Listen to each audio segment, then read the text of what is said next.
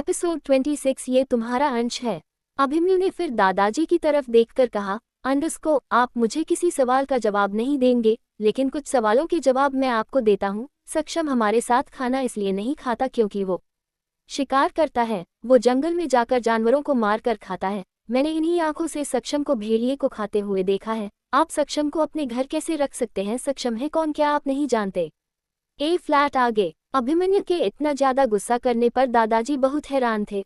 उन्हें अपने कानों पर यकीन नहीं था कि अभिमन्यु, जो कि हमेशा हंसता खेलता रहता था, वह कभी उन पर इतना गुस्सा भी कर सकता था। अभिमन्यु लगातार बोल रहा था, बताए दादाजी, बताए।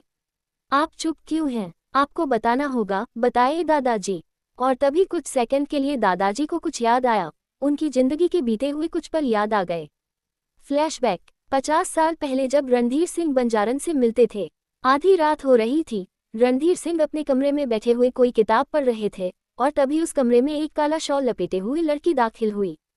वह लड़की कोई और नहीं, वही बंजारन थी। उस लड़की ने अपना चेहरा उस काले शॉल से छुपाया हुआ था ताकि हवेली में उसे कोई देख न ले। वह छुपते छुपाते रणधीर सिंह से मिलने आई थी। उस लड़की को देखकर रणधीर सिंह ने जल्दी से अपनी किताब को बंद किया और देखकर बोला, अंडस्को तुम यहाँ क्या कर रही हो? किसी ने तुम्हें देखा तो नहीं? तुम जानती हो ना, अगर मेरे पिताजी ने तुम्हें यहाँ देख लिया तो मेरी खैर नहीं। बंजारन ने कहा, अंडस्को राणा साहब आप मुझसे मिलने ही नहीं आते। मैं कितने दिनों से रोज आपका उस पेड़ के नीचे इंतजार करती हूँ, लेकिन कितने ही दिन से आप मुझसे मिलने नहीं आए। क्यों नहीं आते मिलने? मेरे पास आपको याद करने का कोई दूसरा जरिया नहीं है, इस कंगन के सहारे ही आपको याद करती हूँ। रणधीर सिंह ने गुस्से में कहा, अंडस्को तुम पागल हो गई हो। एक तो बिना बताए यहाँ आ गई, ऊपर से ऐसी बातें कर रही हो। मैं तुमसे आज के बाद नहीं मिल सकता। मेरी एक बीवी है जो माँ बनने वाली है और मैं उसे नहीं छोड़ सकता। तुम यहाँ से जा सकती हो। वह लड़की झटके से रणजीत सिंह के पैरों में बैठ गई और गिड़गिड़ाती हुई बोली, अंडस्को माँ तो मैं भी बनने वाली हूँ राणा साहब, मेरे साथ ऐसा मत कीजिए। मेरी कोख में भी इस हवेली का वंश पल रहा है। मैं अपने बाबा को इस बारे में नहीं बता सकती। अगर आप मुझे छोड़ देंगे मैं तो जीते जी मर जाऊंगी। ऐसा मत कहिए, मैंने आपसे प्रेम किया है तब आपने मुझे नहीं बताया था कि आप शादीशुदा है। अगर मुझे पता होता आप शादीशुदा है तो मैं कभी आपके करीब न आती। रणधीर सिंह को डर था कि कहीं उनके पिताजी उसे और बंजारन को देख न ले। रणधीर सिंह ने बंजारन को अपने पैरों पर से उठाते हुए कहा, अंडस्को समझने की कोशिश करो, मैं तुम्हें अपना नहीं सकता। ये सब गलत है और मुझे रत्नावती के साथ रहकर समझ आ गया कि मैंने तुम्हारे साथ गलत किया है। अब तुम यहाँ से चली जाओ, मेरा तुम्हारा आज से कोई रिश्ता नहीं। वह बंजारन फिर से रोती हुई बोली, अंडस्को ऐसा मत करिए राणा साहब, प्यार में सही गलत नहीं होता। प्यार प्यार होता है। प्यार तो सही गलत से बहुत ऊपर होता है। मेरे साथ ऐसा मत कीजिए, भला मैं इस बच्चे को लेकर कहाँ जाऊंगी? रणवीर सिंह राणा ने गुस्से में कहा, अंडस्को कहीं भी चली जाओ, मर जाओ, लेकिन आज के बाद इस हवेली की तरफ मुड़कर मत आना। अब जाओ यहाँ से, इससे पहले कि मेरे पिताजी तुम्हें देख ले। रणधीर सिंह ने बंजारन की एक बाजू पकड़ी और उसे हवेली के बाहर ले जाने लगा। बंजारन भी लगातार गिड़गिड़ा रही थी, ऐसा मत कीजिए राणा साहब, मैंने क्या किया है? राणा साहब बताए। राणा साहब मैं गलत नहीं हूँ। राणा साहब मेरी कोख में आपका अंश है राणा साहब। लेकिन रणधीर सिंह ने बंजारन की एक न सुनी। बंजारन लगातार बोल रही थी, बताए राणा साहब, बताए ना राणा साहब, मैं कुछ कह रही हूँ राणा साहब, बताए।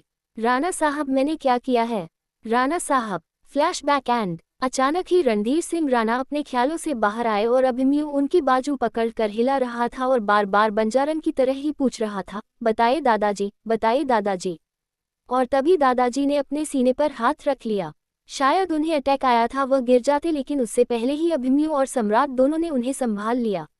अभिमन्यु और सम्राट दोनों ने रणधीर सिंह राणा जी को संभाल कर कमरे में ले गए। सम्राट ने दादाजी का चेकअप किया तो उन्हें हार्ट अटैक आया था। सम्राट ने जल्दी से उनका ट्रीटमेंट किया। सम्राट ने कुछ इंजेक्शन लगाए और फिर दादी को देखकर कहा, अंडस्को दादाजी को हार्ट अटैक आया था लेकिन अभी वह खतरे से बाहर है। सम्राट की बात सुनकर दादी की आंखों में आंसू आ गए। दादी ने अभिमन्यु को कॉलर से पकड़ा और कमरे से बाहर ले जाते हुए गुस्से में कहा, अंडस्को तू खुद को समझता क्या है? तुझे कहा था ना कि तू इस हवेली में नहीं रहेगा, जा यहाँ से। आज तेरे सवालों की वजह से तेरे दादाजी की जान जाते जाते रह गई। आखिर तुम दोनों भाई हमें जीने क्यों नहीं देते? तेरे दादाजी ने अपने जीवन में न जाने क्या कुछ नहीं देख लिया, ऊपर से तेरे ये सवाल जिनकी वजह से उन्हें हार्ट अटैक आया। अभिमन्यु ने कुछ नहीं कहा क्योंकि कहीं ना कहीं उसे इस बात का गिल्ट था कि उसकी वजह से उसके दादाजी को हार्ट अटैक आया था और उनकी यह हालत अभिमन्यु की वजह से ही हुई थी। अभिमन्यु ने दादी का हाथ पकड़ा तो दादी ने अपना हाथ झटकते हुए कहा, अंडस्को, मैं तुझे कल सुबह यहाँ नहीं देखना चाहती, जितनी जल्दी हो सके यहाँ से चला जा। तू यहाँ रहेगा तो अपने दादाजी से सवाल करेगा और तेरे दादाजी उन सवालों का जवाब नहीं दे पाएंगे। दादी को अभिमन्यु पर बहुत गुस्सा आ रहा था और वह अभिमन्यु पर अपना गुस्सा निकाल भी रही थी, लेकिन तभी सम्राट ने बीच में आकर कहा, अंडस्को, बस कर दीजिए दादी, बस कर दीजिए, छोड़ दीजिए अभिमन्यु को। दादी ने सम्राट की बात सुनकर अभिमन्यु का हाथ छोड़ दिया। सम्राट ने दादी को सोफे पर बिठाकर कहा, अंडस्को, अब दादाजी ठीक है, आपको परेशान होने की जरूरत नहीं है। दादी सोफे पर बैठी थी और उनकी आंखों से आंसू रुक नहीं रहे थे। दादी जानती थी कि दादाजी ने अपने भूतकाल में बहुत गलतियां की है, फिर भी वह हमेशा दादाजी के साथ ही खड़ी रही और आज भी जब उन्हें हार्ट अटैक आया तो भी उनकी जान लगभग निकल ही गई थी। बेशक रणधीर सिंह राणा ने रत्नावती को कभी प्यार नहीं किया था, लेकिन रत्नावती ने हमेशा से ही रणधीर सिंह राणा को अपना सब कुछ माना था और इसीलिए उनकी सही गलत में हमेशा साथ खड़ी रही। दादी की ऐसी हालत देखकर अभिमन्यु भी सामने आया और वह दादी के पैरों के पास बैठा हुआ बोला, अंडस्को, दादी मुझे जाने के लिए मत कहिए, लेकिन मैं आपसे वादा करता हूँ दादाजी से कभी कोई सवाल नहीं करूँगा, कभी कुछ नहीं पूछूंगा, किसी से नहीं पूछूंगा, बस आप मुझे यहाँ रहने दीजिए, मैं आपको छोड़कर नहीं जाऊँगा। सम्राट ने भी दादी को संभालते हुए कहा, अंडस्को, दादी मान लीजिए ना अभिमन्यु की बात, वैसे भी तो 10 साल का था, तभी से हम लोगों से दूर रहता है, अगर कुछ दिन हमारे साथ रहेगा तो क्या हो जाएगा। दादी ने अपने आंसू पोंछे और अभिमन्यु को देखकर कहा, अंडस्को, तुम यहाँ रहना चाहते हो तो रह सकते हो, लेकिन आज के बाद अपने दादाजी के सामने किसी भी सवाल के जवाब की उम्मीद मत करना। तुम आज के बाद अपने दादाजी से कुछ नहीं पूछोगे, कुछ भी नहीं। तुम्हें सक्षम के बारे में जो जानना है जाकर सक्षम से पूछो या खुद पता लगाओ, लेकिन अपने दादाजी से कुछ नहीं पूछोगे। अभिमन्यु ने हाँ में गर्दन हिला दी। दादी उठकर दादाजी के कमरे में चली गई। अभिमन्यु ने सम्राट को देखकर कहा, अंडस्को, दादाजी ठीक तो है ना। इस पर सम्राट बोला, अंडस्को, हाँ ठीक है, लेकिन दादाजी को स्ट्रेस नहीं दे सकते। दादी सही कह रही है अभिमन्यु, हो सकता है तुम्हारे सवाल जायज हो, किंतु तुम प्लीज दादाजी से कुछ मत पूछना, वरना उन्हें फिर से टेंशन हो जाएगी। अभिमन्यु ने हाँ में गर्दन हिला दी। सम्राट वहां से जाने लगा, लेकिन फिर कुछ सोचकर पलट गया और फिर अभिमन्यु के पास आकर बोला, अंडस्को, क्या तुम जो कह रहे हो वह सच है? तुमने सक्षम को किसी भेड़िया का मांस खाते हुए देखा? इस पर अभिमन्यु ने कहा, अंडस्को, हाँ सम्राट, मैं झूठ नहीं बोल रहा, मेरे साथ युवराज भी था। तुम्हें मेरी बातों पर यकीन नहीं तो युवराज से पूछ लो, तुम खुद ही सोचो, सक्षम हवेली में दिखाई कहाँ देता है। सम्राट कुछ बोलने ही वाला था कि अभिमन्यु ने कहा, अंडस्को, अभी इन बातों का वक्त नहीं है, यह बातें हम बाद में ही करेंगे। सम्राट भी समझ रहा था कि इन बातों का वक्त नहीं है, इसलिए वह भी दादाजी के कमरे में चला गया, क्योंकि आज रात उसे दादा के पास ही रुकना था ताकि रात को उनकी तबीयत न खराब हो जाए। अभिमन्यु भी दादाजी के पास रुकना चाहता था, लेकिन दादी ने उसे कमरे में आने की परमिशन नहीं दी, इसलिए अभिमन्यु अपने कमरे में चला गया। पीछे पीछे युवराज भी आ गया। अभिमन्यु को अब डबल टेंशन हो गई। वह सक्षम के बारे में जानना भी चाहता था और अब दादाजी से कुछ पूछ भी नहीं सकता था। वह जानता था अगर दादाजी उसे बताएंगे तो आधी से ज्यादा गुत्थी खुल सकती है, लेकिन शायद किसी मजबूरी के चलते वह अभिमन्यु को कुछ बचा नहीं सकते थे। अभिमन्यु सोफे पर बैठ गया। अभिमन्यु का मूड बहुत खराब था। तभी युवराज ने कहा, अंडस्को, चल यार, सो जाते हैं।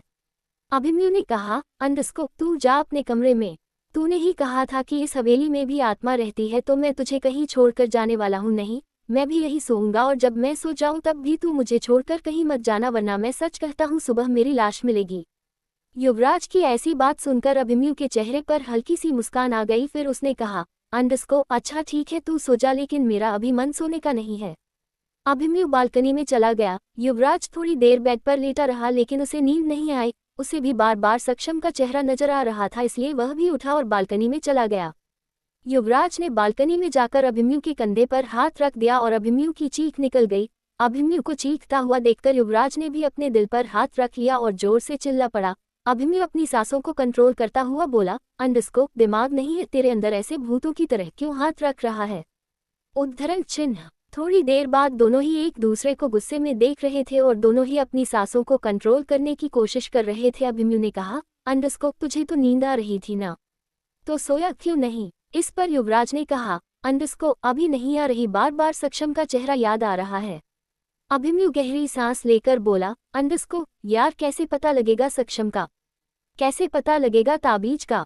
कैसे पता लगेगा कि हमारे घर में पूजा क्यों होती है? मेरे दिमाग में इतने सारे सवाल हैं और किसी एक का भी जवाब नहीं। काश कोई हो जो मुझे मेरे सवालों का जवाब दे दे। थोड़ी देर कुछ सोचकर युवराज ने कहा, अंडस्को कल हम भी महापुरोहित जी से मिलने चलते हैं। अभिमन्यु बोला, अंडस्को हाँ, मुझे भी यही रास्ता लगता है, हमें महापुरोहित जी से मिलना चाहिए। आखिर वही तो हवेली में पूजा करते हैं, उन्हें जरूर कुछ ना कुछ पता होगा। एपिसोड 27 अभिमन्यु महापुरोहित की मुलाकात। अभिमन्यु गहरी सांस लेकर बोला, अंडस्को यार, कैसे पता लगेगा सक्षम का? कैसे पता लगेगा ताबीज का? कैसे पता लगेगा कि हमारे घर में पूजा क्यों होती है? मेरे दिमाग में इतने सारे सवाल हैं और किसी एक का भी जवाब नहीं। काश कोई हो जो मुझे मेरे सवालों का जवाब दे दे। थोड़ी देर कुछ सोचकर युवराज ने कहा, अंडस्को कल हम भी महापुरोहित जी से मिलने चलते हैं। अभिमन्यु बोला, अंडस्को हाँ, मुझे भी यही रास्ता लगता है, हमें महापुरोहित जी से मिलना चाहिए। आखिर वही तो हवेली में पूजा करते हैं, उन्हें जरूर कुछ ना कुछ पता होगा। अब आगे। सुबह हवेली में सब नाश्ता कर रहे थे। रणधीर सिंह जी भी अब काफी हद तक ठीक हो गए थे। दादी दादाजी के पास ही बैठी थी। सृष्टि सबको नाश्ता परोस रही थी। दादाजी ने फिक्र करते हुए कहा, अंडस्को आज युवराज और अभिमन्यु नाश्ता नहीं करेंगे। वह दोनों नीचे नहीं आए। इस पर दादी ने कहा, अंडस्को ना आए तो अच्छा ही है। अगर वह आएगा तो आपसे सवाल करेगा और मैं नहीं चाहती आपकी तबीयत दोबारा खराब हो जाए। दादाजी ने दादी को समझाते हुए कहा, अंडस्को ऐसा मत कहो रत्नावती, वह भी हमारा ही पोता है। उसके सवाल जायज है, वह अलग बात है कि मैं उसके सवालों का जवाब नहीं दे सकता, लेकिन वह गलत नहीं है। दादाजी ने फिर विनोद की तरफ देखकर कहा, अंडस्को जाओ अभिमन्यु और युवराज को भी बुला कर ले आओ। इस पर विनोद ने कहा, अंडस्को बड़े मालिक वह दोनों तो आज सुबह सुबह ही कहीं चले गए। ये सुनते ही दादाजी और दादी दोनों ही टेंशन में आ गए। दादी ने तो मन ही मन कहा, अंडस्को कहीं अभिमन्यु सच में तो नहीं चला गया, कहीं उसे मेरी बात दिल पर तो नहीं लग गई। भगवान मैं क्या करूं? कैसे समझाऊं अभिमन्यु को? दादाजी ने विनोद की तरफ देखकर हैरानी से पूछा, अंडस्को कहाँ गए हैं? वह दोनों कुछ बताकर गए। विनोद ने कहा, अंडस्को बड़े मालिक छोटे मालिक कह रहे थे शाम तक वापस आ जाएंगे और फिर वह अपने साथ युवराज को भी ले गए। दादाजी ने सम्राट की तरफ देखा और सम्राट ने नाम एक गर्दन हिलाते हुए कहा, अंडस्को दादाजी मुझे नहीं पता वह कहाँ गया है। ना अभिमन्यु ने मुझे बताया और ना ही युवराज ने, लेकिन आजकल युवराज अभिमन्यु के पास ही रहता है, उसी के कमरे में सोता है। वहीं दूसरी तरफ अभिमन्यु और युवराज एक गाड़ी में थे। युवराज ड्राइव कर रहा था और अभिमन्यु बाहर देख रहा था। युवराज ने ड्राइव करते हुए कहा, अंडस्को तुझे पक्का पता है ना ये रास्ता आश्रम की तरफ जाता है? इस पर अभिमन्यु ने कहा, अंडस्को हाँ पक्का पता है, एक बार दादी के साथ आश्रम गया था, पर इतना कुछ याद नहीं है, इसीलिए सृष्टि भाभी से पूछकर आया हूँ। युवराज ने कहा, अंडस्को अच्छा तुझे क्या लगता है महापुरोहित जी हमारी मदद करेंगे? उन्हें कुछ पता होगा इस बारे में? अभिमन्यु ने कहा, अंडस्को हाँ कुछ ना कुछ तो पता होगा, कुछ ना कुछ तो वह हमें बताएंगे, बस हमें उन्हें बातों में फंसाना होगा। तू नहीं जानता युवराज, वह किसी की बातों में आते नहीं है। उनके चेहरे का तेज देखकर लगता है कि उनकी इतनी उम्र हो गई। सच कहता हूँ, कहते हैं कई कई दिन तक खाना नहीं खाते और जरा सी भी कमजोरी नहीं आती है और ज्यादा से ज्यादा टाइम भगवान के चरणों में ही बैठे रहते हैं। युवराज ने गियर चेंज करते हुए कहा, अंडस्को बस यार हम ये लड़ाई जीत जाए। इस पर अभिमन्यु बोला, अंडस्को लड़ाई इंसान से होती तो जीत भी जाते, लेकिन हमारी लड़ाई तो आत्माओं से है और वह भी जहां तक मुझे समझ आता है एक आत्मा से नहीं कई आत्माओं से। ये सुनते ही युवराज ने झटके से गाड़ी रोक दी और अभिमन्यु की तरफ देखकर कहा, अंडस्को देख अभिमन्यु मुझे डरा मत, मैं तेरी जिद से यहाँ आया हूँ, वरना मैं तो यहाँ से जल्द जाना चाहता हूँ। अभिमन्यु ने युवराज की चुटकी लेते हुए कहा, अंडस्को अरे जब ओखली में सिर डाल ही दिया तो मूसल से क्या डरना, देखा जाएगा इंसानों से तो कोई भी लड़ ले, असली जंग तो आत्माओं से है, जो मैं और तू लड़ेंगे और जीतेंगे भी, कर हर मैदान फतेह। युवराज ने गाड़ी स्टार्ट करते हुए कहा, अंडस्को अपना मैदान खुद फतेह कर, मुझे इन सब में मत घसीट। मैंने सोचा था सक्षम को हिप्नोटाइज करूंगा तो पता चल जाएगा कि वो कौन है, लेकिन सक्षम को देखकर लगता है उसे तो पूरी जिंदगी हिप्नोटाइज नहीं कर सकता। ये बात सुनकर अभिमन्यु का माथा खनकाहा। अभिमन्यु ने कहा, अंडस्को लेकिन दादाजी का तो हिप्नोटाइज कर सकते हैं ना? युवराज ड्राइव करता हुआ बोला, अंडस्को दादी ने तुझे दादाजी से दूर रहने के लिए कहा है और तू दादाजी को हिप्नोटाइज करवाना चाहता है।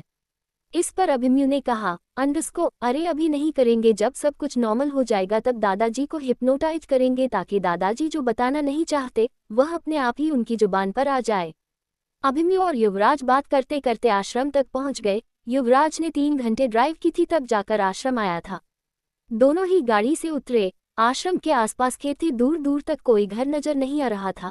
आश्रम बहुत बड़ा था, उसमें गाय भैंस बकरी सब थे। बहुत सारे शिष्य गाय भैंस की देखभाल कर रहे थे, कुछ शिष्य पौधों में पानी डाल रहे थे। दोनों ही आश्रम के अंदर जाकर थोड़ा दूर चले, फिर एक शीशे के पास जाकर बोले, अंडस्को, हमें महापुरोहित जी से मिलना है, हम हवेली से आए हैं। उस शिष्य ने कहा, अंडस्को, महापुरोहित जी अभी ध्यान में बैठे हुए हैं, आपको थोड़ा इंतजार करना होगा। इतना कहकर उस शिष्य ने एक कमरे की तरफ इशारा कर दिया जो मिट्टी से बना हुआ था। युवराज और अभिमन्यु दोनों ही उस कमरे में चले गए। उस कमरे में लकड़ी से बनी हुई चेयर थी, दोनों उस पर बैठ गए। थोड़ी देर में एक शिष्य उन दोनों के लिए दूध लेकर आया। दोनों ही घर से भूखे आए थे, इसीलिए दोनों ने ही 1 सेकंड में वह दूध पी लिया। युवराज और अभिमन्यु को इंतजार करते करते 4 घंटे हो गए, लेकिन उनकी मुलाकात महापुरोहित जी से नहीं हुई। आखिर अभिमन्यु बाहर जाकर एक शिष्य से बोला, अंडस्को, मेरा महापुरोहित जी से मिलना बहुत जरूरी है, वह कब तक ध्यान में बैठे रहेंगे?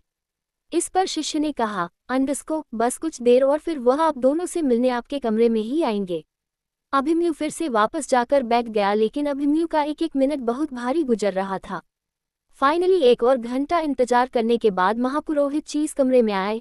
महापुरोहित जी को देखकर अभिमन्यु और युवराज दोनों ने महापुरोहित जी के पैर छुए और उन्हें प्रणाम किया। महापुरोहित जी ने उन्हें बैठने का इशारा किया, तीनों बैठ गए और बात करने लगे। अभिमन्यु ने कहा, महापुरोहित जी, आपसे कुछ छुपा हुआ नहीं है, बस मेरे कुछ सवालों का जवाब दे दीजिए। महापुरोहित जी बोले, अंडस्को, अभिमन्यु, तुम्हें ऐसा क्यों लगता है कि तुम्हारे सवालों का जवाब मेरे पास है? इस पर अभिमन्यु ने कहा, अंडस्को, मेरे पास इस पहेली को सुझाने का कोई सिरा नहीं है, इसलिए मैंने आपसे ही शुरू करने की सोची। मुझे यकीन है कि आप मुझे कुछ ना कुछ ऐसा जरूर बताएंगे जिसकी वजह से मैं इस पहेली को सुझाने में सफल हो जाऊंगा। इस पर महापुरोहित जी ने कहा, अंडस्को, तुम्हें लगता है कि तुम ये पहेली सुलझा लोगे? तुम्हें लगता है जो काम तुम्हारे दादाजी नहीं कर पाए वह तुम कर लोगे? अभिमन्यु, तुम्हें ऐसा क्यों लगता है कि तुम पहले इंसान हो जो इस पहेली को सुलझाना चाहते हो? अभिमन्यु तो हैरानी से महापुरोहित जी की बातें सुन रहा था। अभिमन्यु ने कहा, अंडस्को, वह सब मैं नहीं जानता, लेकिन मैं इस पहेली को सुलझाने की कोशिश जरूर करूंगा। मैंने सक्षम को भेड़ियों को खाते हुए देखा है। एक 5 साल का बच्चा भेड़िया नहीं खा सकता और एक 5 साल का बच्चा तो घर से बाहर जाते हुए भी डरता है, लेकिन सक्षम, वो तो घर में रहता ही नहीं, वह तो अपना ज्यादा से ज्यादा वक्त जंगल में गुजरता है। कौन है सक्षम? महापुरोहित जी, बता दीजिए, अगर आप जानते हैं सक्षम कौन है तो कृपया मुझे बता दीजिए। इस पर महापुराण जी ने कहा, अंडस्को, अगर मैं बता भी दूं सक्षम कौन है तो तुम क्या करोगे? फाइनली अभिमन्यु खड़ा हो गया और हल्के गुस्से में बोला, अंडस्को, महापुरोहित जी, मुझे बातों में मत उलझाइए। मैं जानता हूँ मेरे दादा दादी जी किसी बात को लेकर बहुत परेशान है। कोई ऐसी चीज उन्हें परेशान कर रही है जिसे ना वह सबको बता सकते हो ना ही सबसे छुपा सकते हैं। मैं अपने दादा दादी को इन सब से आज़ाद कराना चाहता हूँ और उसके लिए मुझे इस पहेली को सुलझाना होगा। मेरे सवालों का जवाब आपके पास है और इसीलिए मैं आपके पास आया हूँ। महापुरोहित भी खड़े हो गए और अभिमन्यु के करीब जाकर बोले, अंडस्को, मैं तुम्हें कुछ भी बताने के लिए मुक्त नहीं हूँ। मैंने अपने जीवन में कभी भी किसी से कोई वचन नहीं दिया, लेकिन एक वचन दिया है किसी को, और उस एक वचन के चलते ही मैं हवेली में पूजा करने जाता हूँ। इस वचन के चलते मैं तुम्हें कुछ नहीं बता सकता, इसलिए तुम यहाँ से जा सकते हो। मेरे पास तुम्हारे सवालों का जवाब नहीं है। अभिमन्यु गुस्से में कुछ बोलता उससे पहले ही युवराज ने कहा, अंडस्को, महापुरोहित जी, तो क्या हम ऐसे ही भटकते रहेंगे? क्या हमारे सवालों का कोई जवाब नहीं देगा? आप वचन तोड़ेंगे नहीं, दादाजी हमें कुछ बताएंगे नहीं, तो क्या हमारी जिज्ञासा कभी शांत नहीं होगी? आपने ही तो कहा था कि जिज्ञासा को शांत करना सीखो। महापुरोहित जी ने कहा, अंडस्को, युवराज, इस पृथ्वी पर कोई ऐसा सवाल नहीं जिसका जवाब ना हो। तुम्हारे सवालों के भी जवाब है, बस मैं तुम्हारे सवालों के जवाब दे नहीं सकता। अभिमन्यु ने कहा, अंडस्को, तो फिर हमें रास्ता दिखाए, हमें बताए कि हमारे सवालों के जवाब कैसे मिलेंगे, कहाँ मिलेंगे, क्या करें हम जिससे हमारी जिज्ञासा शांत हो जाए। अभिमन्यु ने इस बार सिर पकड़ते हुए कहा, अंडस्को, मैं यहाँ से तब तक नहीं जाऊंगा महापुरोहित जी, जब तक आप मुझे रास्ता नहीं दिखाते। अब इसे आप मेरी जिद समझिए, मेरी अकड़ समझिए, मेरा घमंड समझिए या मेरी रिक्वेस्ट समझिए, लेकिन आज तो मैं आपसे सवालों का जवाब लिए बिना जाऊंगा। अभिमन्यु की जिद देखकर महापुरोहित जी के चेहरे पर एक मुस्कान आ गई। महापुरोहित जी ने कहा, अंडस्को, तुम्हारे दादाजी के सामने नहीं चली तो तुम अपनी जिद मुझे दिखा रहे हो। इस पर अभिमन्यु ने बच्चों की तरह मुंह बनाकर कहा, अंडस्को, कुछ भी समझ लीजिए महापुरोहित जी, लेकिन सवालों का जवाब तो मैं लेकर जाऊंगा। आप मुझे कोई ना कोई सिरा तो देंगे जिसे पढ़कर मैं इस पहेली को सुलझा पाऊं। महापुरोहित जी ने अभिमन्यु को समझाते हुए कहा, अंडस्को, इतनी जिद अच्छी नहीं है। अभिमन्यु ये आसान रास्ते नहीं है, बहुत मुश्किलें आएंगी इस रास्ते पर। मैं हर रास्ते को पार करने में सक्षम हूँ महापुरोहित जी, आप बस मुझे रास्ता बताएं, अभिमन्यु ने भी कॉन्फिडेंस के साथ कहा। महापुरोहित जी ने फिर से अभिमन्यु को वार्न करते हुए कहा, अंडरस्को तुमने सोच लिया अभिमन्यु, मैं अब भी कहता हूँ जहाँ से आए हो वहीं चले जाओ, इस हवेली में तुम्हारा रहना ठीक नहीं। तुम अच्छे से जानते हो तुम्हारी लड़ाई इंसान से नहीं है जिसे तुम अपनी गोली से खत्म कर दोगे, जिससे तुम लड़ना चाहते हो वह इस दुनिया में है ही नहीं। उसे आग जला नहीं सकती, पानी डूबा नहीं सकता, हवा उसका कुछ बिगाड़ नहीं सकती, अरे तुम उसे छू भी नहीं सकते और तुम उससे लड़ने चले हो अभिमन्यु, मैं अब भी तुम्हें चेतावनी देता हूँ, ये सब छोड़ दो, तुम्हारे बस की नहीं है, चले जाओ यहाँ से, जिससे मैं नहीं लड़ सकता। तुम क्या लड़ पाओगे? अभिमन्यु ने फिर से कहा, अंडरस्को हमें जंग में एक बात सिखाई जाती है महापुरोहित जी, लड़ते हुए मर जाओ लेकिन पीछे मत हटो। अगर मैं लड़ते हुए मर भी जाऊंगा तो भी मुझे कोई दुख नहीं, लेकिन मैं लड़ूंगा जरूर। मैं अपने दादा दादी को ऐसे नहीं छोड़ सकता, मैं अपने भाई भाभी को ऐसे नहीं देख सकता। मुझे एक आम जिंदगी चाहिए जो मैं लेकर रहूंगा। एपिसोड 28 अवंतिका कौन है? अभिमन्यु ने फिर से कहा, अंडरस्को हमें जंग में एक बात सिखाई जाती है महापुरोहित जी, लड़ते हुए मर जाओ लेकिन पीछे मत हटो। अगर मैं लड़ते हुए मर भी जाऊंगा तो भी मुझे कोई दुख नहीं, लेकिन मैं लड़ूंगा जरूर। मैं अपने दादा दादी को ऐसे नहीं छोड़ सकता, मैं अपने भाई भाभी को ऐसे नहीं देख सकता। मुझे एक आम जिंदगी चाहिए जो मैं लेकर रहूंगा। अब आगे महापुरोहित के लाख समझने के बाद भी अभिमन्यु अपनी जगह से तस से मस नहीं हुआ। अभिमन्यु ने फैसला कर लिया था कि वह सक्षम नाम की गुत्थी को उलझाकर रहेगा, चाहे कुछ भी हो जाए, जबकि युवराज को डर लग रहा था। महापुरोहित जी ने एक गहरी सांस ली और अपने एक शिष्य को बुलाया। उस शिष्य को इशारों इशारों में कुछ कहा और वह शिष्य वहां से चला गया। थोड़ी देर बाद शिष्य उस कमरे में फिर से दाखिल हुआ और उसने 2 ताबीज महापुरोहित जी को दे दिए। महापुरोहित जी ने एक ताबीज अभिमन्यु के गले में बांधा और एक युवराज के। युवराज ने थोड़ा डर कर कहा, अंडरस्को यह क्या है? महापुरोहित जी ने हंसकर कहा, अंडरस्को जिस रास्ते पर तुम जाना चाहते हो उस रास्ते पर ये तुम्हारी रक्षा करेगा। इस पर युवराज ने कहा, अंडरस्को महापुरोहित जी तो फिर 2 दे दीजिए ना, क्योंकि मुझे तो डबल सुरक्षा की जरूरत है। महापुरोहित जी ने हंसकर कहा, अंडरस्को यह अकेला ही 2 के बराबर है, बस इसे अपने गले से अलग मत करना। जब तक ये तुम्हारे साथ है तब तक तुम्हारा कोई कुछ नहीं बिगाड़ सकता, लेकिन जिस वक्त ये तुम्हारे गले से उतर गया उस वक्त तुम्हें कोई बचा नहीं सकता। अभिमन्यु ने उस ताबीज को देखकर कहा, अंडरस्को ऐसा ताबीज तो हमें भी सक्षम के कमरे में मिला है। इस पर महापुरोहित जी ने कहा, अंडरस्को मैंने कहा ना, मैं तुम्हारे किसी भी सवाल का जवाब देने के लिए बंधित नहीं हूँ। महापुरोहित जी ने फिर कहा, अंडरस्को अभिमन्यु तुम्हारे सफर की शुरुआत हरिया के घर से होगी। अपने सवाल लेकर हरिया के घर जाओ। हरिया किसी वचन में बंधा हुआ नहीं है, वह तुम्हें कुछ न कुछ जरूर बताएगा, वहीं से यह गुत्थी सुलझनी शुरू होगी। बात करते करते रात हो गई। महापुरोहित जी ने कहा, अंडरस्को अब बहुत रात हो गई है, तुम दोनों सुबह चले जाना। युवराज ने हाँ में मुंडी हिला दी, जबकि अभिमन्यु ने कहा, अंडरस्को नहीं महापुरोहित जी, 3 घंटे में पहुंच जाएंगे, हम अभी जाएंगे। युवराज और अभिमन्यु दोनों ही वहां से जाने लगे तो महापुरोहित जी ने अभिमन्यु को रोकते हुए कहा, अंडरस्को तुम बजरंगबली को बहुत मानते हो ना? अभिमन्यु रुक गया और महापुरोहित जी की तरफ पलटकर बोला, अंडरस्को हाँ महापुरोहित जी।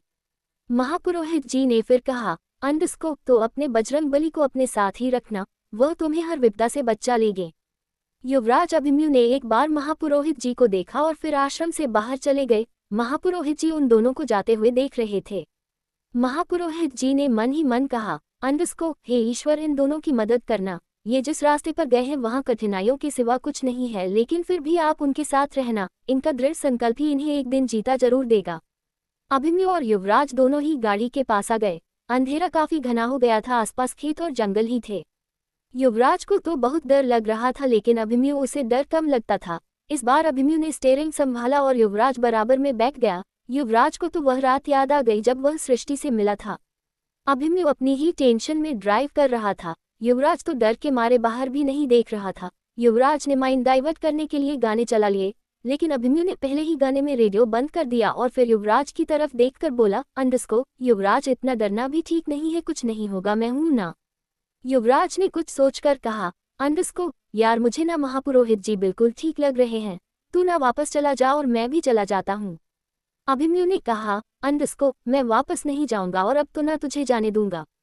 युवराज बेबस सी आवाज में बोला, अंडरस्को हाँ मैं समझ गया, तू खुद भी मरेगा और मुझे भी मरवाएगा। दोनों हल्की फुल्की बातें करके जा ही रहे थे। हवेली आने में अभी आधा घंटा बचा था और तभी अभिमन्यु की गाड़ी के सामने भी एक लड़की आ गई। अभिमन्यु ने झटके से ब्रेक मारी। उस लड़की को देखकर युवराज की तो सिटी पिटी गम हो गई। युवराज ने कहा, अंडस्को यार, यह भी तो सुसाइड करने नहीं जा रही है। भगवान, सारी लड़कियां हमारी गाड़ी के सामने क्यों आती है, वह भी सफेद कपड़े पहनकर, वह भी रात को। आत्मा तो मुझे बाद में मारेगी, मैं तो हार्ट अटैक से पहले ही मर जाऊंगा। वह लड़की ऐसे की ऐसे ही खड़ी रही। अभिमन्यु का दिमाग पहले ही खराब था। उस लड़की को देखकर अभिमन्यु का दिमाग और खराब हो गया। अभिमन्यु गुस्से में गाड़ी से उतरा, उसे लड़की को पॉइंट करके बोला, अंडस्को दिखाई नहीं देता, इतनी रात को यहाँ क्या कर रही हो, और तुम्हें सारी दुनिया छोड़कर मेरी ही गाड़ी मिली है मरने के लिए। वह लड़की कोई और नहीं वही थी जिसने सम्राट को पुलिया के बारे में बताया था। वह लड़की बोली, अंडस्को राणा साहब गुस्सा मत कीजिए, मैं रास्ता भटक गई। इस पर अभिमन्यु ने कहा, अंडस्को इतनी रात को जंगल में तुम रास्ता भटक गई। वह लड़की बोली, अंडस्को रास्ता तो कोई भी भटक सकता है राणा साहब, और जब इंसान रास्ता भटकता है तो हमेशा गलत जगह ही पहुंच जाता है। चलिए अब मुझे आप हवेली छोड़ दीजिए, आपका एहसान होगा, वरना मैं जंगल में ही फंस कर रह जाऊंगी। हवेली का नाम सुनकर अभिमन्यु हैरान हो गया। अभिमन्यु ने पूछा, अंडस्को तुम्हें हवेली जाना था? वह लड़की बोली, अंडस्को हवेली तो बहुत पहले जाना था, लेकिन वहां जाने का कोई कारण नहीं था, लेकिन अब मेरे पास कारण है, इसलिए मुझे हवेली जाना है, छोड़ देंगे राणा साहब? इस पर अभिमन्यु ने पूछा, अंडस्को और हवेली क्यों जाना था तुम्हें? हवेली में क्या काम, और तुम मुझे राणा साहब क्यों कह रही हो, तुम मुझे जानती हो? वह लड़की बोली, अंडस्को राणा साहब आपको कौन नहीं जानता, आप बड़े मालिक के पोते हो ना जो फौज में है, आप वही हो ना जो फौज में जहाज उड़ते हैं। उस लड़की की इतनी मासूमियत भरी आवाज सुनकर अभिमन्यु के चेहरे पर हल्की सी मुस्कान आ गई। अभिमन्यु ने कहा, अंडस्को अच्छा, और तुम्हें हवेली में क्या काम है? वह लड़की बोली, अंडस्को मैं दाई की पोती हूँ, बड़े मालिक से मिलने जा रही हूँ, उन्होंने मुझे बुलाया था। अभिमन्यु कुछ कहता है उससे पहले ही युवराज गाड़ी से उतर कर बोला, अंडस्को भाई पूरी रात यही बात करने का इरादा है? आसपास का माहौल देख कितना डरावना है, प्लीज यहाँ से चल। इस पर अभिमन्यु ने हंसकर कहा, अंडस्को ये लड़की इतनी देर से यहाँ भटक रही है, इसे डर नहीं लग रहा, और एक तू है लड़का होकर इतना डर रहा है। उस लड़की ने अभिमन्यु की तरफ देखकर हंस के कहा, अंडस्को यह आपसे किसने कहा कि मैं लड़की हूँ? अभिमन्यु और युवराज दोनों की आंखें बाहर आ गई। दोनों को अपने कान पर यकीन नहीं था कि अभी अभी उस लड़की ने क्या कहा। युवराज का तो दिल जोरों से धड़कने लगा, जबकि अभिमन्यु अपने डर को कंट्रोल कर रहा था। और तभी लड़की ने हंसकर कहा, अंडस्को अरे मेरे कहने का मतलब है मैं तो सुंदरी हूँ, देखो ना कितनी खूबसूरत हूँ मैं, और आप मुझे लड़की कह रहे हैं। युवराज हल्के गुस्से में बोला, अंडस्को यार तुम तो मुझे हार्ट अटैक देकर मार दोगी, चलो बैठो गाड़ी में। वह लड़की बैक सीट पर बैठ गई। अभिमन्यु ने स्टीयरिंग संभाला और युवराज भी गाड़ी में बैठ गया। अभिमन्यु ने गाड़ी का गियर चेंज करते हुए कहा, अंडस्को नाम क्या है तुम्हारा? अवंतिका। अवंतिका नाम है मेरा राणा साहब, वह लड़की बोली। अभिमन्यु ने सवाल किया, अंडस्को कब से भटक रही हो यहाँ? इस पर अवंतिका ने कहा, अंडस्को काफी समय से, अब तो याद भी नहीं कब से इन्हीं जंगलों में भटक रही हूँ। तीनों बातें करते हुए हवेली तक आ गए। तीनों ने गाड़ी रोकी और तीनों ही अंदर आए। दादा दादी अभी उन तीनों का इंतजार कर रहे थे, जबकि सम्राट और सृष्टि अपने कमरे में चले गए थे। दादाजी को देखकर अभिमन्यु से रहा नहीं गया और वह बाहें फैलाकर दादाजी के पास गया और उसने दादाजी को गले लगा लिया और फिर अपनी गलती मानते हुए बोला, अंडस्को माफ कर दीजिए दादाजी, आज के बाद आपसे कुछ नहीं पूछूंगा, पर प्लीज आप अपनी सेहत का ध्यान रखिए। दादाजी ने अभिमन्यु के गालों पर हाथ लगाकर कहा, अंडस्को मेरी कुछ मजबूरियां हैं जिसके चलते मैं तुम्हारे सवालों का जवाब नहीं दे सकता। अभिमन्यु ने गहरी सांस लेकर कहा, अंडस्को आज के बाद इस बारे में बात नहीं होगी, अब आप बस अपनी सेहत का ख्याल रखिएगा। अभिमन्यु अपनी बात बोलकर अपने कमरे की तरफ बढ़ गया। पीछे पीछे युवराज भी चला गया। दादी ने उस लड़की को देखकर पूछा, अंडस्को तुम कौन हो? दादी ने लड़की को देखा तो उन्हें कुछ अजीब ही लगा। उस लड़की ने व्हाइट कलर का लहंगा पहना हुआ था, खुले बाल, सिर पर माथा पट्टी, जिस वजह से वह बहुत खूबसूरत लग रही थी। वह लड़की दादी की तरफ देखकर बोली, अंडस्को जी वो मैं जंगल में रास्ता भटक गई थी, तो मुझे राणा साहब ने लिफ्ट दे दी और मैं यहाँ आ गई। क्या मैं कुछ दिन इस हवेली में रह सकती हूँ?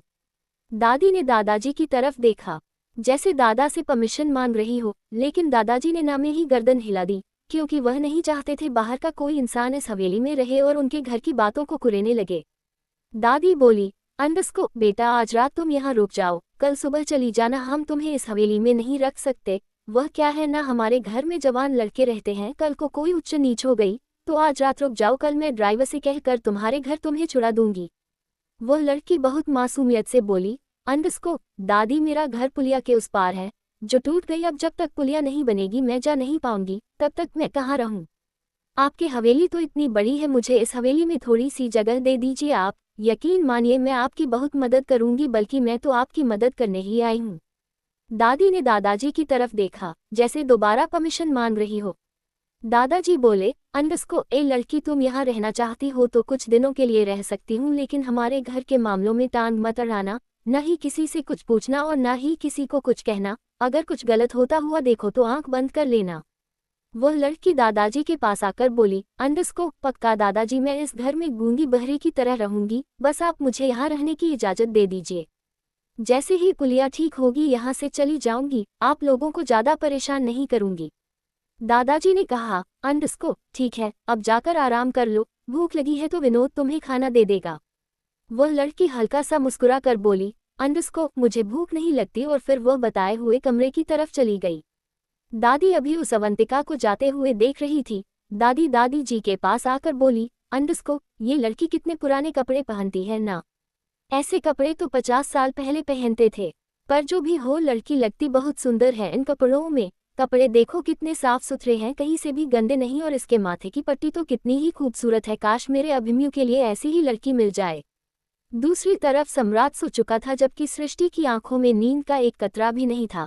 सृष्टि बालकनी में खड़ी थी, उसे अभी नींद नहीं आ रही थी और वह अब सोना भी नहीं चाहती थी। उसे डर था कि कहीं वह फिर से रात को उठकर चलने ना लगे, लेकिन पूरी रात जागना तो सृष्टि के बस में नहीं था, इसलिए उसे हल्की हल्की नींद आने लगी। वह कमरे में वापस आए, उसने अपना दुपट्टा कलाई पर लपेटा और उसका दूसरा सिरा सोफे के कोने में बांध दिया, ताकि वो रात को चले तो उसे पता चल जाए, और फिर वह सोफे पर सो गई। कौन है अवंतिका? एपिसोड 29 अवंतिका और अभिमन्यु। दूसरी तरफ सम्राट सो चुका था, जबकि सृष्टि की आंखों में नींद का एक कतरा भी नहीं था। सृष्टि बालकनी में खड़ी थी, उसे अभी नींद नहीं आ रही थी और वह अब सोना भी नहीं चाहती थी। उसे डर था कि कहीं वह फिर से रात को उठकर चलने ना लगे, लेकिन पूरी रात जागना तो सृष्टि के बस में नहीं था, इसलिए उसे हल्की हल्की नींद आने लगी। वह कमरे में वापस आए, उसने अपना दुपट्टा कलाई पर लपेटा और उसका दूसरा सिरा सोफे के कोने में बांध दिया, ताकि वो रात को चले तो उसे पता चल जाए, और फिर वह सोफे पर सो गई। ए फ्लैट आगे। अगली सुबह सब नाश्ता कर रहे थे। अवंतिका ने हवेली में अपनी मीठी मीठी बातों से सबको अपना बना लिया था। अवंतिका और सृष्टि दोनों ही किचन में काम कर रही थी। सब नाश्ता कर रहे थे। अभिमन्यु और युवराज ने एक दूसरे को इशारा किया और दोनों डाइनिंग टेबल से खड़े हो गए। दादी ने पूछा, अंडस्को अभिमन्यु नाश्ता कर लिया? इस पर अभिमन्यु ने कहा, अंडस्को हाँ दादी नाश्ता कर लिया। युवराज अभिमन्यु दोनों ही हवेली से बाहर जाने लगे और तभी दादाजी ने उन्हें पीछे से रोकते हुए कहा, अंडस्को कहाँ जा रहे हो अभिमन्यु? अभिमन्यु ने पलटकर दादाजी को देखा और एक मीठी सी मुस्कान के साथ कहा, अंडस्को गांव तक जा रहा हूँ, हवेली में मन नहीं लग रहा, इसीलिए सोच रहा हूँ गांव तक घुमाओ। अभिमन्यु की बात सुनकर दादाजी कहना तो नहीं चाहते थे, फिर भी उन्होंने कह ही दिया, अंडस्को अगर तुम्हारा मन नहीं लग रहा तो तुम वापस चले जाओ। ये सुनते ही अभिमन्यु को गुस्सा तो बहुत आया, लेकिन उसने अपने गुस्से को कंट्रोल कर लिया और फिर एक झूठी मुस्कान के साथ बोला, अंडस्को दादाजी मैं आपको छोड़कर कहीं नहीं जाने वाला। अभिमन्यु फिर से युवराज के साथ पलट कर जाने लगा। दादाजी ने फिर से टोकते हुए कहा, अंडस्को कल तुम कहाँ गए थे? दादाजी की बात सुनकर अभिमन्यु फिर से रुक गया और फिर पलट कर बोला, अंडस्को महापुरोहित जी से मिलने। ये सुनते ही दादाजी के माथे पर शिकन आ गई। अभिमन्यु ने अपने दादाजी की टेंशन को समझते हुए कहा, अंडस्को बेफिक्र रहिए दादाजी, उन्होंने अपने वचन के चलते कुछ नहीं बताया। अब आप निश्चिंत रहिए, मैं अब आपसे भी कुछ नहीं पूछूंगा। इतना कहकर अभिमन्यु और युवराज वहां कुछ पल भी नहीं रुके और गार्डन में आ गए। अभिमन्यु ने अपनी बाइक स्टार्ट की और युवराज उसके पीछे बैठाया और देखते ही देखते दोनों गांव की तरफ चले गए। दादाजी अभिमन्यु और युवराज को जाते हुए देख रहे थे। यह अभिमन्यु की बात सुनकर उन्होंने मन ही मन कहा, अंडस्को मैं जानता हूँ तू मुझसे कुछ नहीं पूछेगा, और यह भी जानता हूँ कि महापुरोहित जी ने वचन के चलते तुम्हें कुछ नहीं बताया होगा, लेकिन मैं ये भी जानता हूँ कि तुम ये सब सुलझाए बिना नहीं मानोगे। कैसे समझाऊं तुम्हें अभिमन्यु, इन सब में सिर्फ खतरा है और कुछ नहीं। चले क्यों नहीं जाते यहाँ से, आखिर मैं अकेला कब तक सबको बचाऊंगा। वहीं दूसरी तरफ अभिमन्यु और युवराज दोनों ही हरिया के घर के बाहर खड़े थे। अभिमन्यु ने कहा, अंडस्को युवराज यार ऐसे जाना अजीब सा लग रहा है, जो भी हो ये हमारे रिश्तेदारों का घर है, ऐसे अचानक से जाकर हम उनसे क्या पूछेंगे। युवराज ने कहा, अंडस्को ये तो तुम ठीक कह रहे हो। अभिमन्यु एकदम से जाकर हरिया काका से क्या कहेंगे, क्या पूछेंगे, उनसे कैसे सवाल पूछना शुरू करेंगे, कुछ सोचते हैं। दोनों ही कुछ सोचने लगे। अचानक ही युवराज ने चुटकी बजाकर कहा, अंडस्को सीधा सीधा जाकर पूछ लेंगे कि उन्होंने सृष्टि की शादी सम्राट से क्यों की। युवराज की बात सुनकर अभिमन्यु ने युवराज के सिर पर मारकर कहा, अंडस्को इसका जवाब तो मुझसे पूछ ले। अबे हर कोई गरीब बाप चाहता है कि उसकी बेटी अमीर घर में चली जाए, इसीलिए जब दादाजी ने सृष्टि का रिश्ता मांगा तो हरिया काका ने बिना सोचे समझे हाँ कर दी। और वैसे भी मेरे भाई में कोई कमी नहीं है जिसे कोई मना करेगा, सम्राट को तो आंख बंद करके ही पसंद कर लेंगे। दोनों ही सोच रहे थे कि हरिया काका से क्या बात करें, और तभी एक कोमल सा हाथ युवराज ने अपने कंधे पर महसूस किया। युवराज ने वह हाथ हटाकर कहा, अंडस्को अभिमन्यु ऐसे हाथ मत रख, मुझे इरिटेशन हो रही है। तभी वही हाथ अभिमन्यु ने अपने कंधे पर महसूस किया। अभिमन्यु ने भी कहा, अंडस्को युवराज हाथ हटा, मुझे ऐसे अच्छा नहीं लगता। फिर दोनों ने ही अचानक अपने हैं कंधे पर हाथ महसूस किया। दोनों ने ही नजरें पीछे करके उस हाथ को देखा तो वह हाथ किसी लड़की का था, और दोनों ही उसे हाथ को देखकर चिल्ला पड़े। तभी अवंतिका गुस्से में बोली, अंडस्को तुम दोनों चिल्ला क्यों रहे हो। युवराज ने फिर से अपने सीने पर हाथ रख लिया और गुस्से में बोला, अंडस्को अगर तुम हमारे पीछे खड़ी थी तो बोल भी सकती थी ना, ऐसे हाथ क्यों रख रही थी। मुझे हार्ट अटैक देकर मारने का इरादा है। इस पर अवंतिका ने हंसते हुए कहा, अंडस्को अरे मैं तुम्हें मारने नहीं बचाने आई हूँ। अभिमन्यु गुस्से में बोला, अंडस्को ऐसे भूतों की तरह तुम हमें बचाने आए हो। अवंतिका बोली, अंडस्को मैंने कौन सा काम भूत वाला कर दिया, बस तुम्हारे कंधे पर हाथ ही तो रखा, तुम डर गए तो मैं क्या करूं। मुझे क्या पता कि तुम दोनों इतने डरपोक हो कि दिन में भी डर जाते हो। इस पर अभिमन्यु ने कहा, अंडस्को हम डरते नहीं है, लेकिन अचानक से कोई लड़की हमारे कंधे पर हाथ रखेगी तो घबराहट तो होगी ना। अवंतिका ने अपने सिर पर हाथ मारकर कहा, अंडस्को ओ तुम दोनों तो सच में अजीब ही हो। खैर छोड़ो, चलो हरिया काका के घर चलते हैं, कब से देख रही हूँ बाहर ही खड़े हो। अवंतिका आगे चली गई। अवंतिका ने 2 ही कदम बढ़ाए थे कि अभिमन्यु ने उसकी बाजू पकड़कर अपनी तरफ खींच लिया। अभिमन्यु के ऐसा करने से अवंतिका रुक गई। इस वक्त अभिमन्यु और अवंतिका एक दूसरे की आंखों में देख रहे थे। कुछ सेकंड एक दूसरे को देखने के बाद अवंतिका ने कहा, अंडस्को ओ राणा साहब मेरा हाथ क्यों पकड़ा, छोड़ो जरा, अकेली हूं तो क्या फायदा उठाओगे। अभिमन्यु ने उंगली करते हुए कहा, अंडस्को Avantika don't cross your limit, तुम यहाँ क्या कर रही हो और तुम्हें क्यों काका के घर जाना है। अवंतिका ने भी मुस्कुराकर सवाल किया, अंडस्को यही सवाल मैं आपसे करूं तो। अभिमन्यु हाथ बांधकर बोला, अंडस्को मुझे हरिया काका से कुछ काम है। अवंतिका बोली, अंडस्को तो मैं आपका काम आसान कर दूंगी। अभिमन्यु को अब गुस्सा आ गया। अभिमन्यु ने गुस्सा में कहा, अंडस्को अवंतिका ज्यादा स्मार्ट बनने की जरूरत नहीं है, दाई की पोती हो इसीलिए छोड़ रहा हूँ, वरना मेरे काम में जो टांग अड़ाता है मैं उसे छोड़ना नहीं हूँ। अब चुपचाप जो हवेली वापस और हमें अपना काम करने दो। अवंतिका ने ना में गर्दन हिलाते हुए कहा, अंडस्को और अगर ना जाऊं तो क्या करोगे राणा साहब। इस पर अभिमन्यु ने दांत पीसते हुए कहा, अंडस्को अवंतिका अपनी लिमिट में रहो और चुपचाप चली जाओ यहाँ से, इससे पहले कि मुझे तुम पर गुस्सा आ जाए। अवंतिका बोली, अंडस्को नहीं जाऊंगी, मुझे भी हरिया काका के घर जाना है। अभिमन्यु गुस्से में बोला, अंडस्को अवंतिका तुम यहाँ क्या कर रही हो, तुम्हें यहाँ आने के लिए किसने कहा, क्यों हमारे काम में टंगड़ा रही हो। अभिमन्यु ने गुस्से में अवंतिका की बाजू पकड़ी और उसे थोड़ा हल्का सा धक्का देकर कहा, अंडस्को अब जाओ यहाँ से। अभिमन्यु पलटकर आगे जाने लगा। अभिमन्यु एक ही कदम चला था कि अवंतिका ने चिल्लाकर कहा, अंडस्को मुझे दादाजी ने तुम्हारी जासूसी करने के लिए भेजा है, वह चाहते हैं मैं तुम्हारे पल पल की खबर उन्हें दूं। ये सुनते ही अभिमन्यु रुक गया। अभिमन्यु को अपने कानों पर यकीन नहीं हुआ कि उसके दादाजी ऐसा कुछ कर भी सकते हैं, लेकिन उसे अवंतिका की बातों पर यकीन तो करना ही पड़ता। अभिमन्यु ने पलट कर कहा, अंडस्को तुम झूठ बोल रही हो, मेरे दादाजी ऐसा कुछ नहीं कर सकते।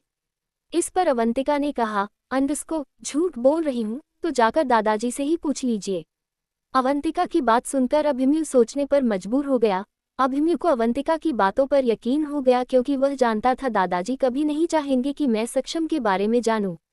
अभिमन्यु पलटा ही था कि अवंतिका ने फिर कहा, अंडस्को मैं जाकर दादाजी से कह देती हूँ कि आप हरिया काका के घर के बाहर खड़े थे और उनसे कुछ पूछना चाहते थे। अभिमन्यु हैरानी से अवंतिका को देख रहा था, जबकि अवंतिका पूरे आत्मविश्वास के साथ अभिमन्यु को देख रही थी। अवंतिका जानती थी कि अभिमन्यु को उसकी बातों पर यकीन हो गया है। अभिमन्यु कुछ बोलता उससे पहले ही अवंतिका ने फिर कहा, अंडस्को, अगर तुम चाहते हो कि मैं दादाजी को कुछ ना बताऊं तो मुझे अपने साथ रखो। जो तुम ढूंढ रहे हो मैं भी वही ढूंढ रही हूँ। मैं तुम्हारी मदद ही करूंगी। यकीन मानो, मेरे साथ हाथ मिलाओगे तो फायदे में रहोगे, वरना मैं चली जाती हूँ दादाजी को सब कुछ सच सच बताने। अवंतिका की बात सुनकर अभिमन्यु के दिमाग में बहुत सारे सवालों ने घर कर लिया। आखिर ये दादाजी की बात ना मानकर हमारे साथ क्यों देना चाहती है, और इसे सक्षम के बारे में क्यों जानना है? कहीं ये दादाजी और मुझे दोनों को डबल क्रॉस तो नहीं कर रही? इन सब में इसका क्या फायदा? अभिमन्यु अपने ही ख्यालों में था कि अवंतिका ने फिर कहा, अंडस्को, सोच लो राणा साहब, अच्छे से सोच लो, लेकिन एक बात को गांठ भी बांध लेना कि मेरे साथ फायदा ही फायदा है। मैं जानती हूँ आपके दिमाग में बहुत सारे सवालों ने घर बना लिया है। वक्त आने पर मैं आपके हर सवाल का जवाब दे दूंगी, लेकिन उससे पहले आपको मेरी बात माननी होगी। अभिमन्यु को तो यकीन नहीं था कि जो लड़की उसे कल रात ही मिली है वह उसे ऑफर कर रही है, वह भी इतने कॉन्फिडेंस के साथ। इस वक्त अभिमन्यु इतना हैरान था कि कुछ भी बोलने की हालत में तो बिल्कुल भी नहीं था। वह तो कंटिन्यू हैरानी से अवंतिका को देख रहा था। हालत तो युवराज की भी ऐसी ही थी, वह भी हैरानी से ही अवंतिका को देख रहा था। अवंतिका ने हाथ बांधकर कहा, अंडस्को, मुझे ऐसे देखने से कुछ नहीं होगा। मेरी बात मानोगे तो इस गुत्थी को जल्दी सुलझा लोगे, और नहीं मानोगे तो उलझ कर ही रह जाओगे। इतना कहकर अवंतिका हरिया काका के घर के अंदर चली गई। अभिमन्यु और युवराज दोनों ही उसे हैरानी से जाते हुए देख रहे थे, और फिर उन्होंने एक दूसरे को देखा और अवंतिका के पीछे पीछे चले गए। अवंतिका हरिया काका के घर के अंदर गई। हेमलता जी रसोई में कुछ कर रही थी और हरिया काका एक पुरानी सी चेयर को ठीक कर रहे थे।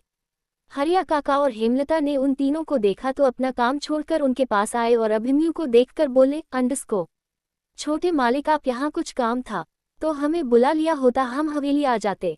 अभिमन्यु ने कहा, अंडस्को काका, बस मैं तो गांव में घूमने आया था, सोचा कुछ देर आपके पास भी वक्त बिता लूं। हरिया काका तो उन तीनों को देखकर खुश हो गए। उन्होंने एक चारपाई की तरफ इशारा करते हुए कहा, अंडस्को, हाँ हाँ छोटे मालिक, लीजिए ना बैठिए। हरिया काका ने तीनों को एक चारपाई पर बैठा दिया। हेमलता रसोई में से पानी लेकर आए और उन्होंने उन तीनों को पानी पिलाया। अभिमन्यु ने पानी पीकर कहा, अंडस्को, काकी खड़ी क्यों हो, बैठ जाओ। काकी तो एक छोटी सी पटरी लेकर वहीं जमीन पर बैठ गई। अभिमन्यु ने फिर हरिया की तरफ देखकर कहा, अंडस्को, काका आप भी बैठ जाए ना। काका भी एक लकड़ी की चेयर पर वहीं बैठ गए। काका ने पूछा, अंडस्को, छोटे मालिक आप यहाँ आए, हमें अच्छा लगा। इस पर अभिमन्यु ने अवंतिका की तरफ देखा और अवंतिका ने पलकें झपका दी।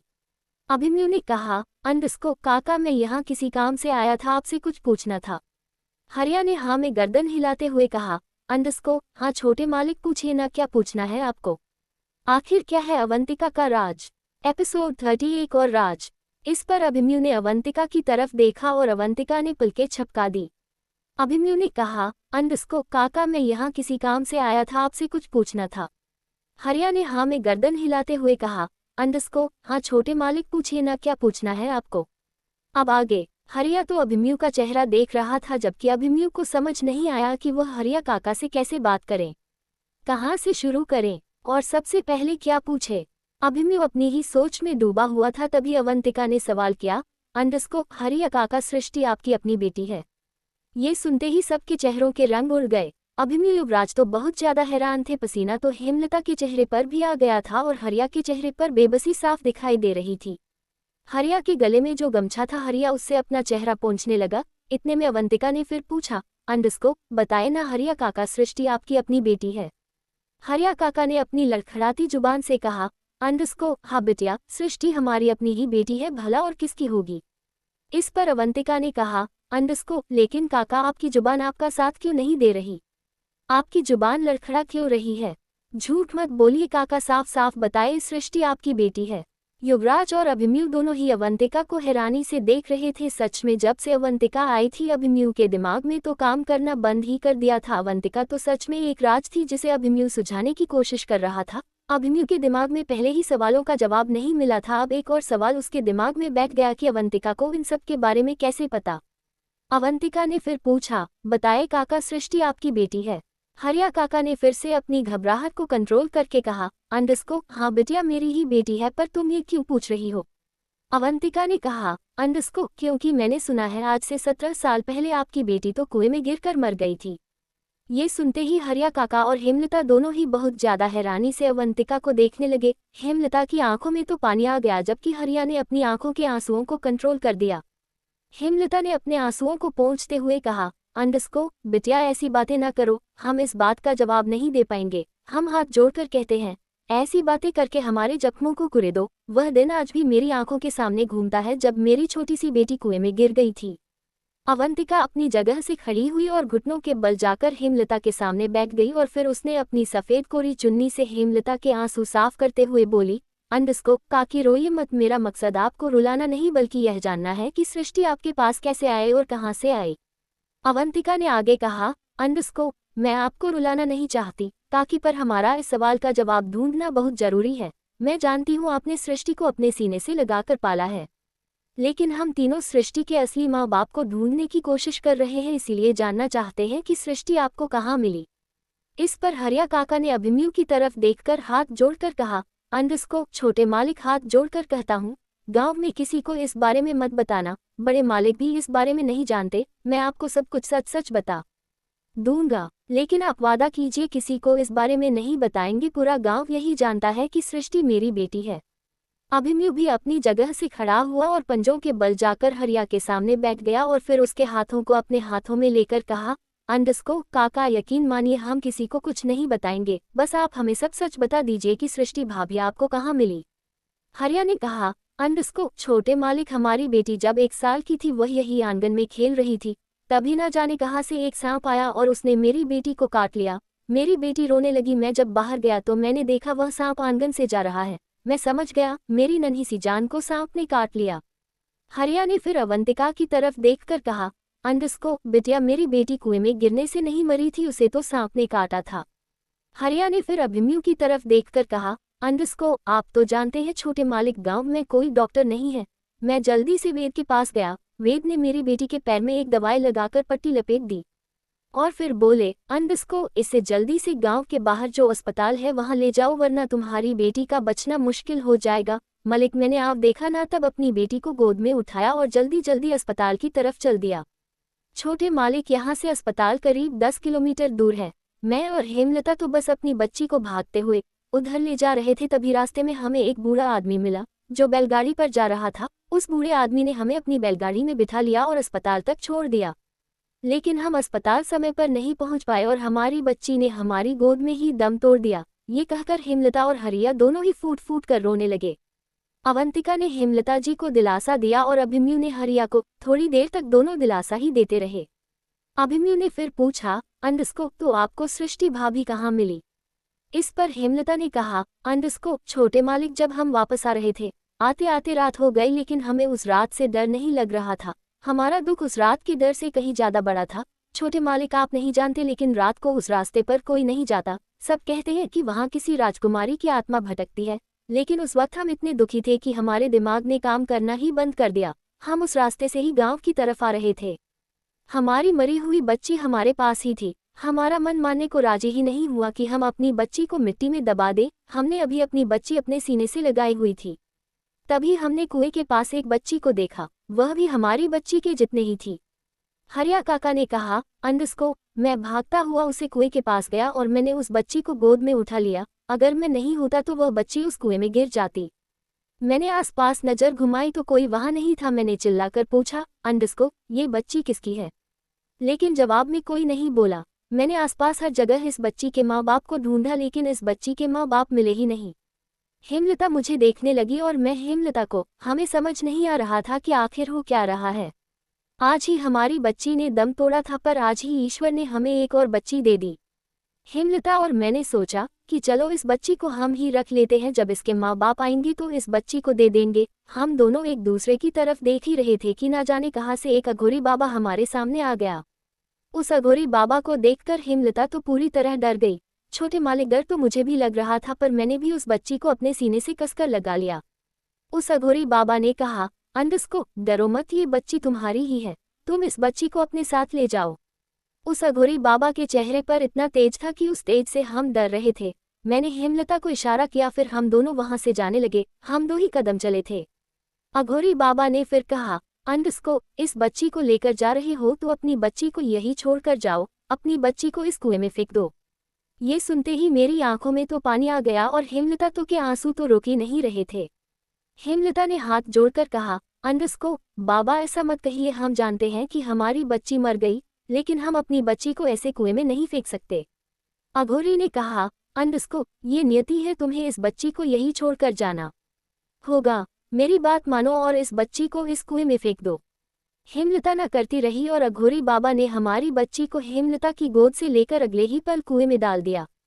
ये देखते ही हेमलता की चीख निकल गई। उस रात के सन्नाटे में हेमलता की चीज गूंज रही थी और वह वही घुटने पर बैठकर फूट फूट कर रोने लगी।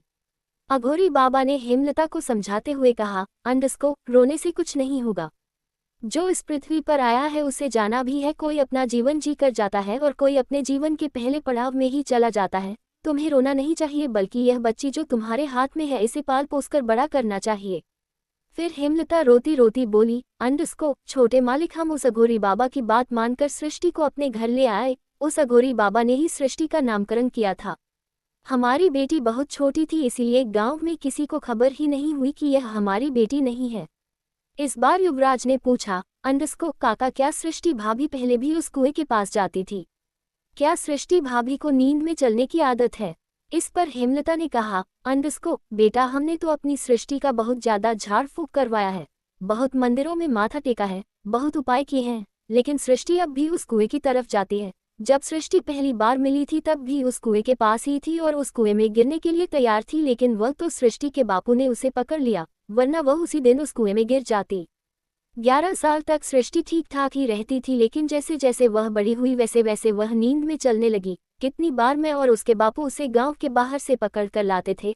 हम उसे अमावस की रात को सोने नहीं देते थे, क्योंकि हम जानते थे कि अमावस की रात को सो गई तो फिर नींद में चलने लगेगी। छोटे मालिक, जब वह चलती है तो उसे सुध नहीं रहता, उसे नहीं पता होता वह कहाँ जा रही है, बस चलती रहती है। हम बहुत परेशान हैं छोटे मालिक। फिर एक दिन बड़े मालिक ने आपके भाई का रिश्ता हमारे लिए घर लेकर आए। सब माँ बाप चाहते हैं कि उनकी बेटी एक की शादी अच्छे घर में हो। मैं भी यही चाहता था, इसलिए मैंने बिना सोचे समझे रिश्ते के लिए हाँ कर दी। उसके आगे तो आप जानते ही हो। अभिमन्यु ने पूछा, अंडस्को काका, आपने कभी दादाजी से पूछने की कोशिश नहीं की कि वह सम्राट जैसे पढ़े लिखे डॉक्टर की शादी सृष्टि से क्यों करना चाहते हैं? इस पर हरिया ने अपने आंसू पोंछकर कहा, अंडस्को मालिक, मुझे आपके दादाजी से डर लगता है। फिर भी मैंने हिम्मत करके पूछा था कि वो छोटे मालिक की शादी मेरी बेटी से क्यों कर रहे हैं। तो उन्होंने कहा, अंडस्को, कि तुम्हारी बेटी की जिंदगी बचाने के लिए यह शादी जरूरी है। हरिया, तुम बस इतना समझ लो कि तुम्हारी बेटी मेरे बेटे को सारी मुसीबत से बचाएगी, और तुम्हारी बेटी जो नींद में चलती है, तुम्हारी बेटी को उसे मुसीबत से छुटकारा मिल जाएगा। अवंतिका ने गहरी सांस लेकर कहा, अंडस्को काका, दादाजी ने कहा तो सही था, लेकिन सृष्टि को इतनी जल्दी इस मुसीबत से छुटकारा नहीं मिलेगा, वह अब भी नींद में चलती है। अवंतिका अपनी ही सोच में थी और अभिमन्यु अवंतिका को देख रहा था। अभिमन्यु इतना तो समझ गया कि अवंतिका को बहुत कुछ पता है।